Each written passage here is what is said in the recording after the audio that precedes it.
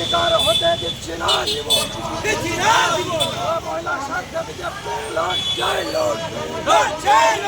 অবিলম্বে মহিলা মুখ্যমন্ত্রীকে পদত্যাগ করতে হবে মহিলা মুখ্যমন্ত্রীকে পদত্যাগ করতে হবে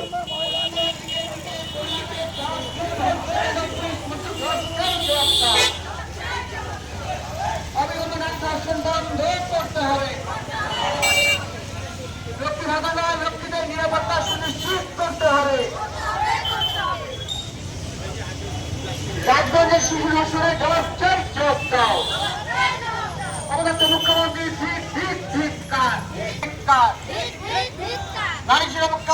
নারী সুরক্ষার নিরাপত্তা সুনিশ্চিত করতে হবে। দিকে দিকে ধর্ষণ হচ্ছে কেন পুলিশ মন্ত্রী জবাব চাই, জবাব দাও। বারবার পশ্চিমবঙ্গে ধর্ষণ হচ্ছে কেন পুলিশ মন্ত্রী জবাব চাই, জবাব দাও। এই ধর্ষণের প্রতিবাদে বিজেপি লড়ছে। মাতাকে বন্দে বিজেপি। ও মহিলা মুখ্যমন্ত্রী হায় হায়, ও মহিলা মুখ্যমন্ত্রী হায় হায়। অবিলম্বে নারীদের নিরাপত্তা দিতে হবে, অবিলম্বে নারীদের নিরাপত্তা দিতে হবে।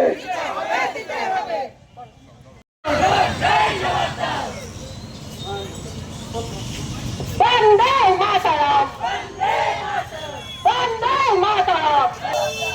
এই পুলিশ মন্ত্রী থাকাকালীন মহিলা তার রাজত্বকালে এত মহিলা ধর্ষিত হচ্ছে কেন? পুলিশ মন্ত্রী জবাব চাই। একের পর এক ডাক্তার গণধর্ষণ হচ্ছে কেন? পুলিশ মন্ত্রী জবাব দাও। বন্দে মাতরম।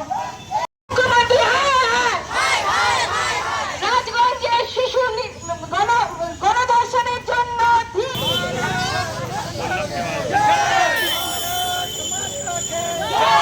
দিকে দিকে নারী নির্যাতন হচ্ছে কেন?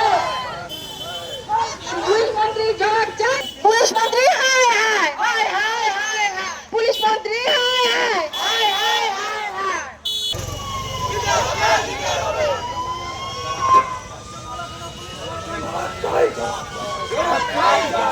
বর্তমানে ভারত মাতাকে, ভারত মাতাকে বন্দে করতে হবে।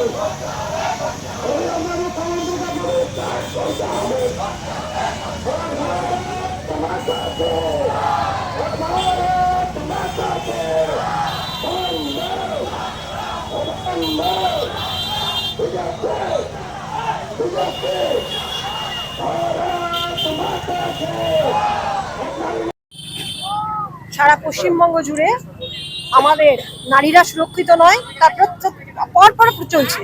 আরজিকর থেকে শুরু হয়েছে, তার আগে তো ছিল, মানে মেডিকেল কলেজে সুরক্ষিত নয়। আরজিকর তার একটা প্রধান গেল।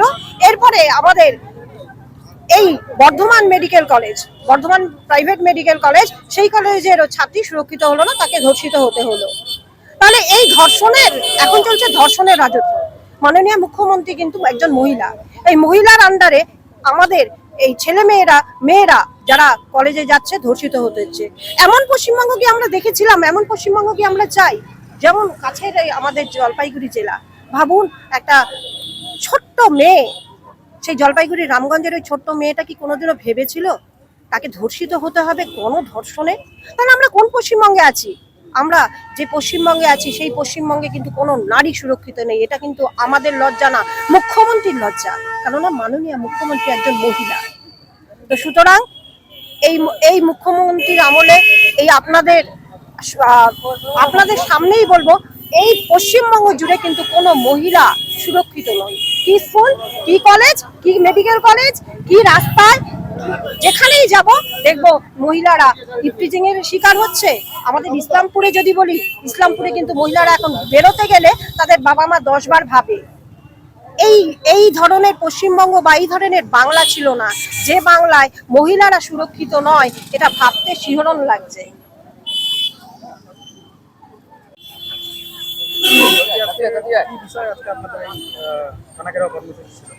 বিষয় দেখুন, আজকে আমরা সবাই জানি গত পরশুদিন বর্ধমানের একজন মেডিকেল ছাত্রী তিনি আবার দুষ্কৃতীদের দ্বারা ধর্ষিতা হয়েছেন।